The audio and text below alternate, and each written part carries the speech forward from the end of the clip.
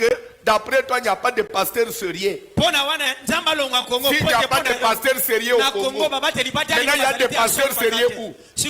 Au Nigeria, au Cameroun, au Canada.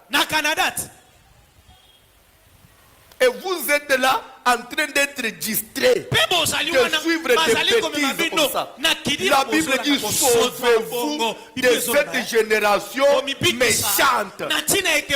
Sortez de tous ces discours.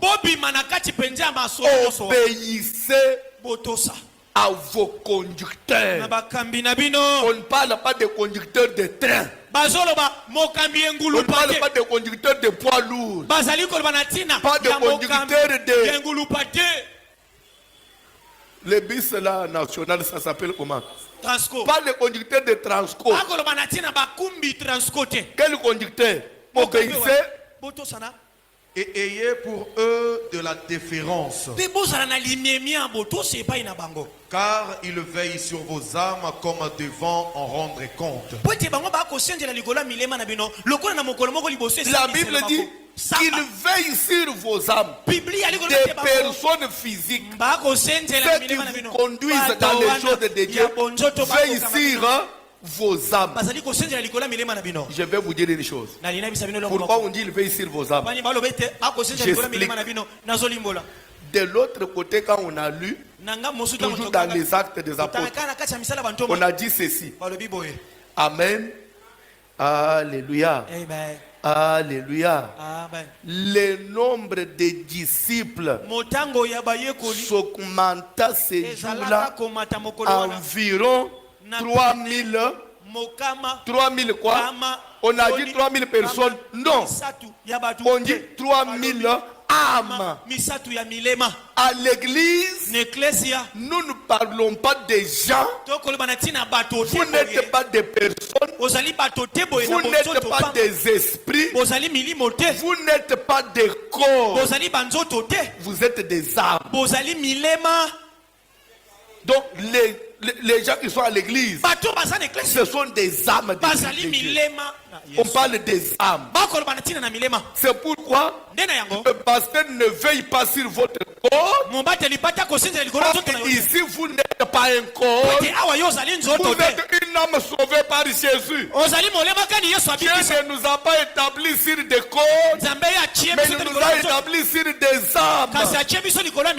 Et je vais vous ajouter une vérité. Quand on accepte Jésus, c'est ton âme qui est automatiquement sauvée. Mais le corps n'est pas encore parfaitement sauvé. S'il vous plaît, écoutez-moi bien. Écoutez-moi bien. 1 Pierre chapitre 3, verset 18 dit quoi? Après on va revenir ici. Rapidement, 1 Pierre chapitre 3, verset 18 dit quoi? Rapidement.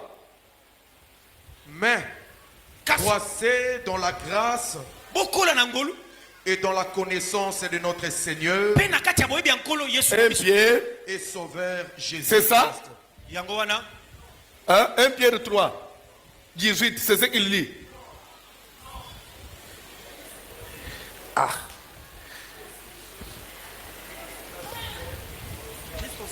Christ aussi a souffert. Dis-moi, tu lisais quoi? Pour les péchés. Dis-moi, tu lisais quoi?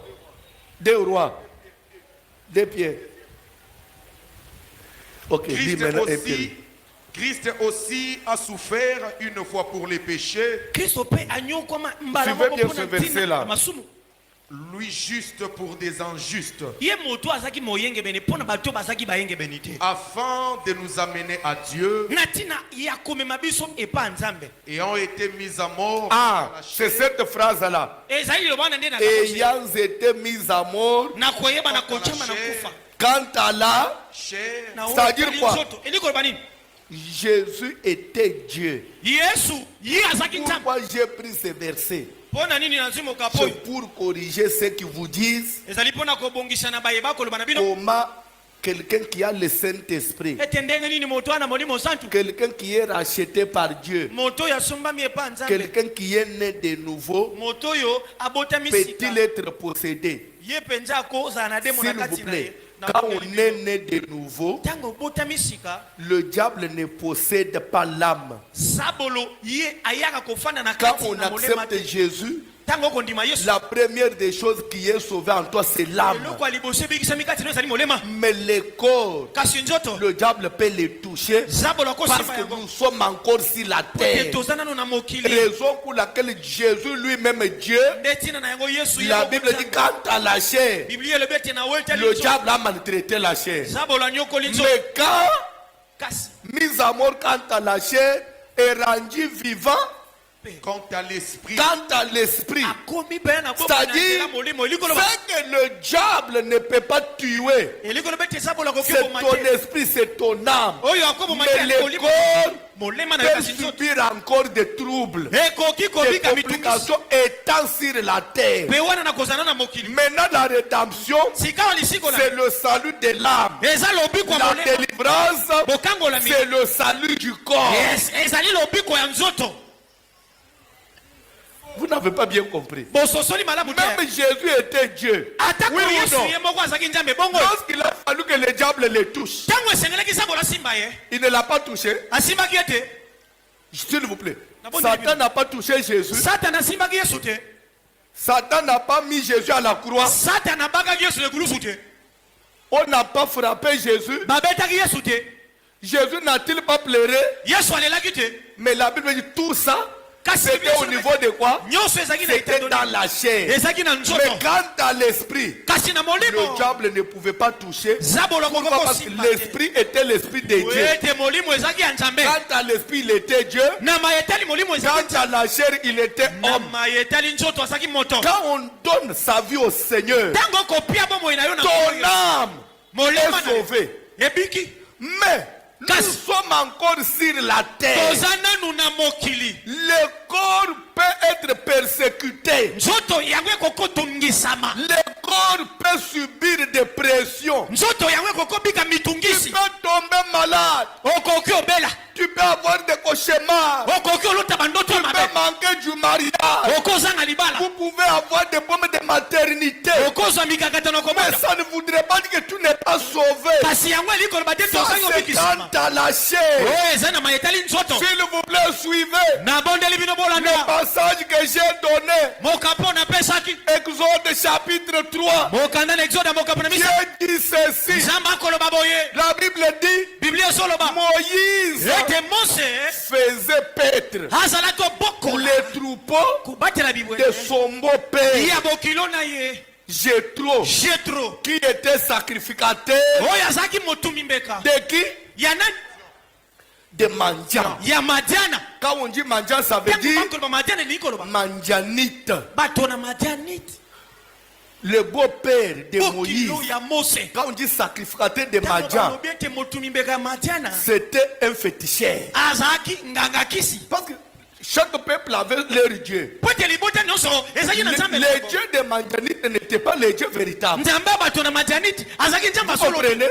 Il était sacrificateur de divinité. Sacrificateur des idoles. Et Moïse est allé épouser sa fille. Il faisait paître les troupeaux. Un sacrificateur, quand on dit sacrificateur, prêtre. Prêtre de Madian. Prêtre des démons. Pendant que Moïse faisait paître le troupeau de ce monsieur-là, la Bible dit qu'il mena les troupeaux vers le désert. Il va jusqu'à la montagne de l'Éternel, à Horeb. Et là, il vit une vision. Un buisson dans le feu. Mais le buisson ne se consumait pas. Moïse s'est dit, je vais me détourner pour voir quoi? Quelle est cette grande vision? Qu'est-ce qu'il avait dépassé? Pourquoi le buisson est dans le feu? Mais il ne se consume point. Comme un buisson qui brûle dans le feu, mais il ne tombe pas. Le feu ne lui fait rien. Un arbre dans le feu. Un feu là, violent même. Mais ça ne détruit pas l'arbre. Moïse s'est dit non. Ça c'est du jamais vu. Maintenant, pendant qu'il voulait comprendre, en tant qu'humain, une voix sort du buisson. Moïse, ne t'approche pas du ciel. Ôte tes sandales de tes pieds, car le lieu où tu te trouves est une terre sainte. Je suis le Dieu de ton père, Dieu d'Abraham, d'Isaac et de Jacob. Je vis la souffrance de mon peuple qui est en Égypte. Je vous explique d'abord la vision. Est-ce que je peux vous dire quelque chose? Le Dieu de la Bible, quand il veut nous parler, il ne nous parle pas des images, par des songes, par des visions. C'est quant à nous maintenant de chercher l'explication. Quand Dieu s'est révélé à Moïse, ça a commencé par une vision. Il voyait un buisson qui brûle, mais qui ne se laisse pas consumer. Il voulait maintenant comprendre. Et cela voulait dire quoi? Les buissons étaient Israël. Le feu, c'est la souffrance que Israël était en train d'endurer en Égypte. Malgré que les Égyptiens les maltraitaient, mais ils ne mouraient pas. Pourquoi? Parce que Dieu était avec eux. Vous n'avez pas compris? Les buissons, c'est Israël. Vous avez compris? Maintenant, Israël dans le feu. Quand Israël était dans l'Égypte, c'était comme dans le feu parce qu'il souffrait. On les maltraitait, on les malmenait, mais il ne mourait pas. Pourquoi? Parce que Dieu était aussi dans le feu là. Écoutez, quand Moïse voulait comprendre, on ne dit pas que la voix est sortie du feu. Non. La voix est sortie du buisson. Lisez la Bible. La voix est sortie du milieu du buisson. C'est-à-dire que Dieu était dans les buissons. Les buissons étaient dans le feu. Dieu était avec Israël. Et Israël était dans la souffrance. Malgré la souffrance, ça ne pouvait pas faire tomber Israël. Parce que Dieu était avec lui. Si Dieu est avec toi, même dans le feu ne va pas te consumer. Je vous donne un autre exemple. Shadrach, Meshach, Abednego, c'était l'image du buisson dans la fournaise ardente. Et le feu ne leur avait fait aucun mal. Pourquoi? Dieu était avec eux. Ma prière ce soir est que Dieu soit avec toi. Même dans la sorcellerie de ta famille, on ne te fera rien. Même si vous êtes entouré de magiciens, zéro. Nous sommes les buissons dans le feu, mais les buissons ne peuvent pas être consumés par le feu. Je vais déclarer une chose. Ce ne sont pas les souffrances de ce monde qui feront de toi, qui vont te stopper le travail de Dieu dans ta vie. Qui pourra te dire que tu n'es pas enfant de Dieu. Un enfant de Dieu peut souffrir, mais il ne sera pas consumé. Parce qu'il est un buisson. Il est un buisson. Il y a celui qui est à tes côtés. Je suis un buisson. Je suis un buisson.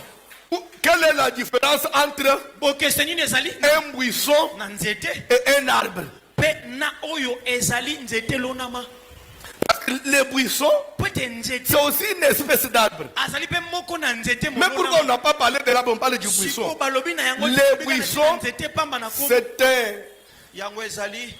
type d'arbre qui pousse dans le désert. Et ça ne dès que ça atteint une certaine hauteur, ça se limite là.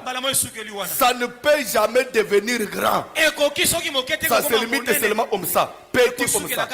C'est ce qu'on appelle le buisson. Ça veut dire quoi? Ça veut dire ceci. Aux yeux du monde, tu parais être petit.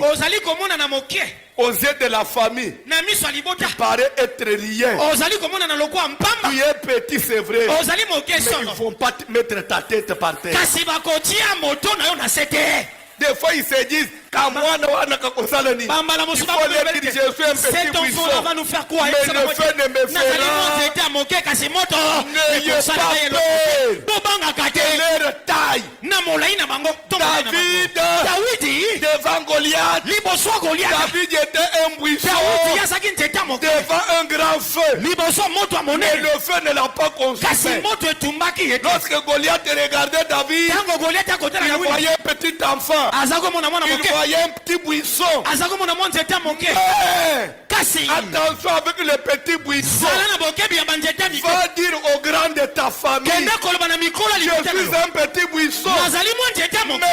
Mais consumé, il vous sera difficile de me détruire. Je suis un petit buisson. Mais me détruire, ça va vous sembler difficile. J'ai besoin d'un buisson pour s'acclamer pour le Seigneur.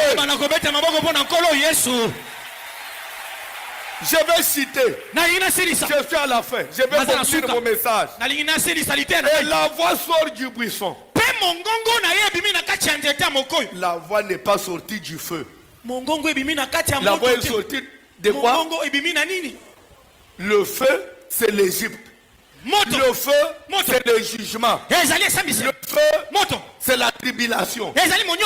Dieu n'était pas en Égypte, mais il était en Israël. C'est pourquoi la foi est sortie du buisson. Et la voix a dit ceci à Moïse. J'ai vu la souffrance. De qui? Regardez dans votre Bible. De quel peuple? De quel peuple? Mon peuple. Le peuple qui appartenait à qui? Si Dieu a défendu Israël, il ne l'a pas défendu comme un peuple étranger. Il a défendu comme son peuple. La rédemption. Il faudrait d'abord être enfant de Dieu pour que Dieu intervienne. Est-ce que vous comprenez ces choses? Il dit, j'ai vu la souffrance de moi. Et il ajoute, j'ai entendu les cris que leur fait pousser ses oppresseurs. Que lui font pousser ses oppresseurs. Il ajoute, car, surtout ce verset-là que j'aime. Car je connais ces douleurs. En lingala, ngaïnzambe, je connais bien ces souffrances. Dieu n'ignore pas ta souffrance. Dieu n'ignore pas ta souffrance. Ne pense pas que quand tu souffres là, Dieu n'ignore jamais. Il connaît ma douleur. Il connaît ta douleur. Il connaît votre douleur. Pourquoi il doit connaître? Parce que nous sommes son peuple.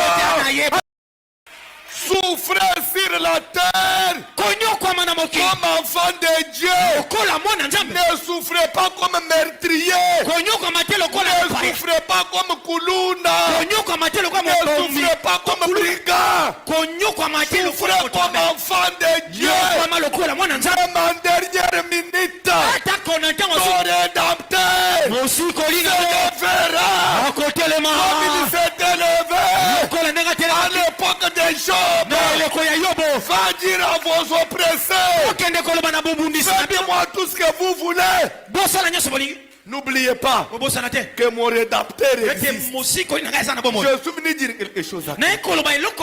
Ton Dieu va s'élever. Et quand il s'élève, il dit, je suis descendu. Pas pour écouter le français qu'on a utilisé. Pas pour les racheter. Non. Parce qu'il était déjà à lui. Mais pour faire quoi? Il est délivré. Maintenant, je vais vous parler de là. Vous serez délivrés comme enfant de Dieu. Et je vais conclure mon message aujourd'hui. Ne soyez pas comme ces églises-là. Ils sont dans la confusion. Pour eux, comme ils ont déjà accepté Jésus, ils n'ont pas cherché la délivrance. Ils pensent que tout est accompli dans le salut. Faux.